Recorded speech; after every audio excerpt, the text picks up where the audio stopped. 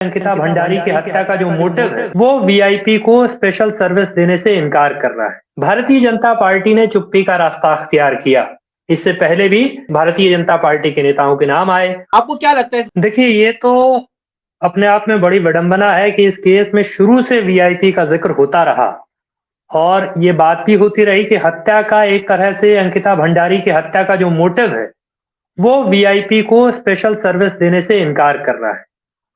और चूंकि पुलकित आर्य और उनके पिता, उनके भाई सब भारतीय जनता पार्टी के थे, तो ये बात भी अभी तक किसी ने इस बात को कॉन्ट्रडिक्ट नहीं किया कि कोई भारतीय जनता पार्टी के बाहर का कोई वीआईपी है। ये बात लगातार रही।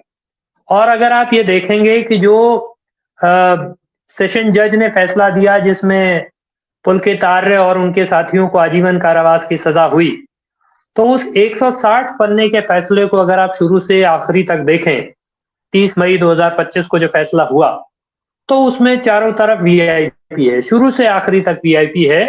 लेकिन आश्चर्य की बात है कि वो फैसला भी वीआईपी तक नहीं पहुंचता और पुलिस इन्वेस्टिगेशन जो वीआईपी की तरफ इशारा कर रही है, वो पुलिस इन्वेस्टिगेशन या एसआईटी की इन्वेस्टिगेशन भी वीआईपी तक नहीं पहुंचती। अब एक वीआईपी का नाम उर्मिला सनावर या उर्मिला राठौर, जो उनको कहिए, उन्होंने लिया और उसके इर्द गिर्द बहुत सारी बातें उन्होंने कही।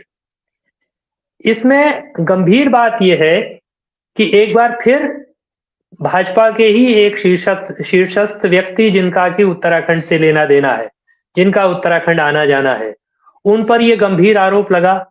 और उर्मिला जो कह रही हैं, वो तो यहां तक बात कह रही हैं, वो बहुत ही घृणित है अगर ऐसा होता है, बहुत ही विभत्स है कि वहां कुछ सामूहिक सेक्स जैसा कुछ हो रहा था, तो उसमें ये वीआईपी, इनके अलावा और कौन कौन वीआईपी।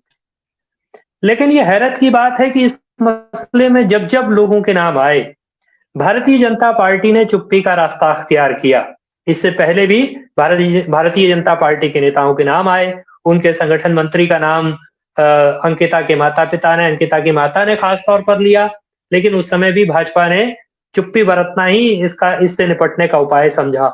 और आज पिछले 2 दिन से ये बात लगातार चल रही है और उसके बाद भी भाजपा की खामोशी। इस केस में जो एक और पात्र का नाम आया, वो आरती गौड़, जो उस इलाके की पूर्व जिला पंचायत सदस्य हैं, उनका लाइव भी कल उन्होंने भी 2.25 घंटा लाइव किया। उनके लाइव का एक अंश मैंने सुना।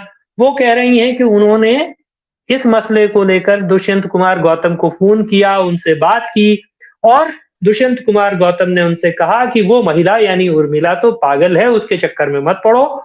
और उसके बाद आरती गौड़ ने अपने लाइव में कहा कि उन्होंने, दुष्यंत कुमार गौतम ने आरती गौड़ का फोन ब्लॉक कर दिया, नंबर ब्लॉक कर दिया। अब यह सवाल है कि अगर किसी व्यक्ति पर सार्वजनिक रूप से इतने गंभीर केस में यह आरोप लग रहा है, ये सिर्फ 2 लोगों के बीच का मसला, 4 लोगों के बीच का मसला नहीं है। इससे पहले उर्मिला सनावर जो करती थी, वो बहुत ही नॉन सीरियस तरह का लगातार वो फेसबुक पर कुछ लाइव करती रहती थी अपने और सुरेश राठौर के बीच में क्या चल रहा है, क्या नहीं चल रहा है, क्या हो रहा है, यही सब बोलती।